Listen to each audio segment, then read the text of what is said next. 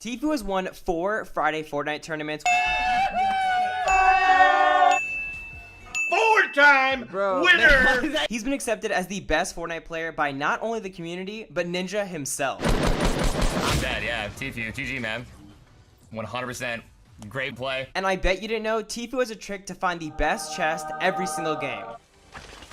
Oh my god. Well, I sat down and watched Tfue play 1,000 games of Fortnite, and in this video, I'll be breaking down to you guys all the things that I learned, all the tricks, and all these things that he's been using to make him the best Fortnite player in the world, so that you guys will play Fortnite a whole new way and win so many more games than you currently are winning today. Get it?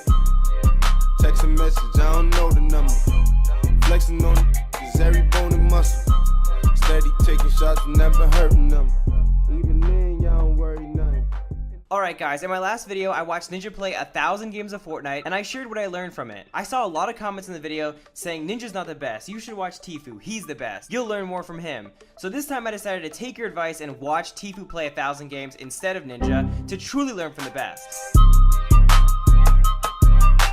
The first thing about Tfue that stuck out when I began watching is Tfue's playstyle. Tfue's playstyle is probably not what you're expecting. Based on the few snippets of his streams you see, probably just think he's another ultra aggressive player and is just really good at the game. While some of this statement is true, there's a lot you don't see. His playstyle all comes down to the situation he's in. He doesn't always play extremely aggressive. He analyzes his surroundings and the situation he's currently in. For example, in the beginning stages of a game, he usually plays extremely aggressive, while in the top 5 or top 10, he usually drags back a little bit. This is a big difference between Ninja and Tfue, and the reason Tfue is such a good player. He plays the game more efficiently and more strategically than Ninja. Tfue might have more campy gameplay that's not as entertaining as Ninja, but as a result of it, Tfue ends up winning more than Ninja.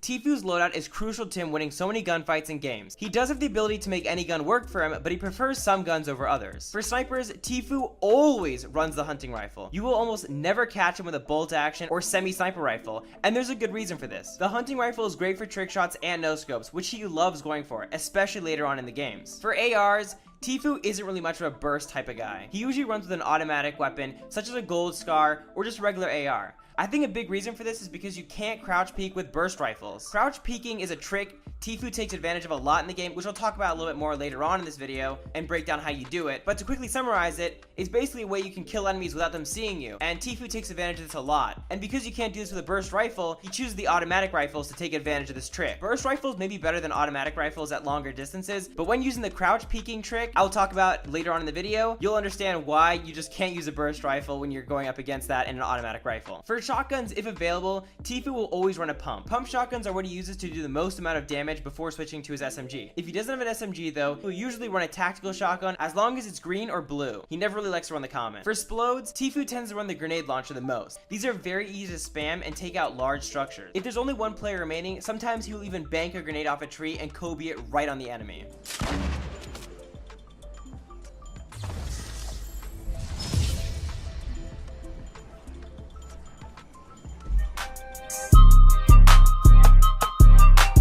Unlike a lot of streamers, Tfue likes to drop at a variety of locations. He doesn't just drop tilted towers. As I mentioned before, Tfue plays smart, dropping where he sees the most or least people depending on the importance of the match. Another thing I learned from watching Tfue play 1,000 games is some of his favorite dropping locations include tilted towers, lazy links, and Pleasant Park. I also have a few stats for you guys on the likelihood of Tfue winning while dropping at these locations. Tilted towers, he's about a 60% chance of winning, lazy links about an 80%, and Pleasant Park about 75%. Tfue used to run a pretty standard keybind setup, with his mouse buttons being the building structures and 1, 2, 3, and 4 being his weapon slots. But recently he changed it all up. Luckily we have a video of him running through all his keybinds. Alright, WASD, spacebar, shift for sprint, caps lock auto run, crouch, left control, change my crouch key, forgot to mention that. That's huge. Same. Changing my use to F from E. My wall stayed as C. My floor I changed from F to E. My stairs I changed from V to Q. My roof, my trap, the same. Rotate building, the same. Repair, upgrade, that should be bound to that. That's what it has been. And then another big change. Let's see. At the bottom right here, building edit, I changed it from left alt to V. That's a lot of binds, boys. Woo! I personally believe that everyone should not just copy pro player keybinds and use whatever's comfortable to you. You never know, you may use Tfue's keybinds for a week, change something up, and actually end up being better with your own setup. So use what's comfortable to you, but you can, just get some inspiration from their setups. Although Turner Tenney, aka Tfue, is having the blow up of his career, he has had a lot of experience with YouTube in the past. He is brothers with Jack Tenney, and in 2007, he and his brother created a YouTube channel called Juke Squad PPJT. He was 9 years old at the time, and Jack was 11 years old. On his channel, they did a ton of pranks, including ding dong ditches, air horn pranks, and some crazy stunts. Tfue was a daredevil. He would do almost anything his brother would tell him to do, whether it be jumping off a bridge, jumping off a house. It would always get recorded and put on the Juke Squad channel. Some of his biggest interests at the time were wakeboarding, longboarding, and of course, gaming. He was very big into Halo and Call of Duty. After this phase though, Tfue switched to battle royale games such as PUBG, H1Z1. He started streaming around this time, but really didn't make a name for himself until he started playing Fortnite. Fortnite changed his life forever. A huge stepping stone for Tfue was killing Ninja on Fortnite. This is what gained him an initial traction. We exchanged. What the? This man's got the young strats.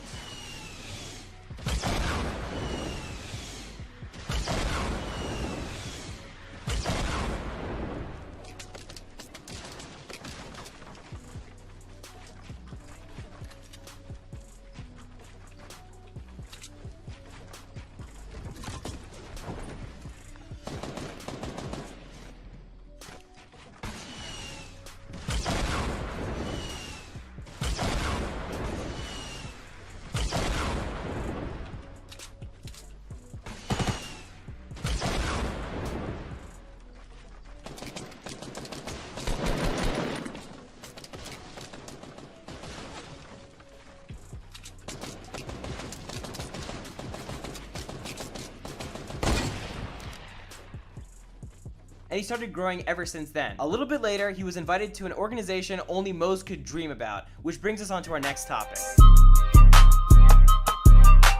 Once Tfue joined FaZe, everyone was shocked. It was announced that RiceGum would be the 4th pro Fortnite member of FaZe Clan. Then on April 29th, FaZe Clan uploaded a video of RiceGum joining. Then at the end, they introduced the actual 4th, which was Tfue. What's up, boys? No one knew that he would be the 4th alongside Cloak, Jamok, and Tenpo. This changed the way he played Fortnite forever, and he's made some everlasting friendships because of it. He was introduced to FaZe Cloak, who was not only his best friend, but his partner in all Fortnite tournaments. These two have won 4 Friday Fortnite championships and have won over $40,000 combined. Since joining FaZe Clan, Tfue's channel grew almost 900,000 subscribers the very next month, and over 1.1 million subscribers in the month of July. He's now sitting on 2.8 million subscribers and could easily hit 10 million subscribers in the next year. Tfue currently holds the solo squads record for the most amount of kills. Tfue absolutely dominated this match, getting 36 kills. Great loadout, you ain't.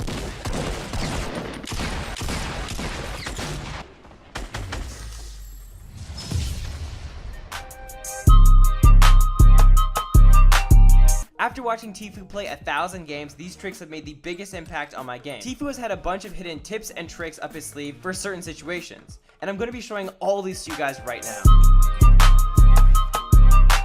Tfue says that people make for the best chests. Instead of seeking out chests mid-game, go for kills. Most of the time, you'll find people drop a lot more and better loot than what a chest could ever drop you. Especially if you can do this late in the game, you'll be geared out of your mind from these enemies. Another tip that Tfue has shown is how to take no fall damage from max height. This can be achieved by selecting the center square of the wall and making it empty so that there's a gap in the center of the wall. Then what we want to do is just push up against it while you fall kind of against the holes constantly, and if you keep building them as you fall down, you won't take any fall damage because you won't fall enough distance without being slowed down by hitting the holes to end up taking fall damage.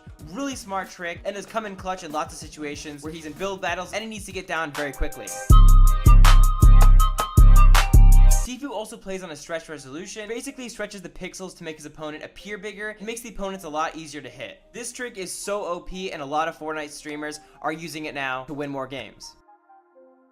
Where do I go, dude? App data? Oh, okay.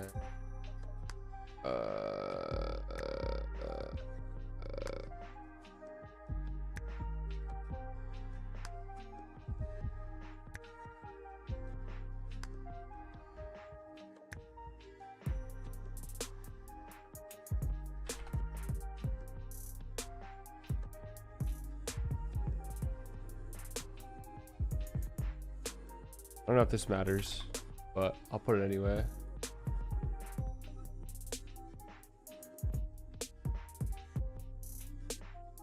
Alright, and that wraps up the video. I hope you guys enjoyed this video as much as I enjoyed making it. Let me know in the comments who I should watch play 1,000 games next. Be sure to go down, smash that like button, subscribe to the channel if you guys are brand new as well. And it's been Xility. I'll catch you guys next one. I'm out. Peace.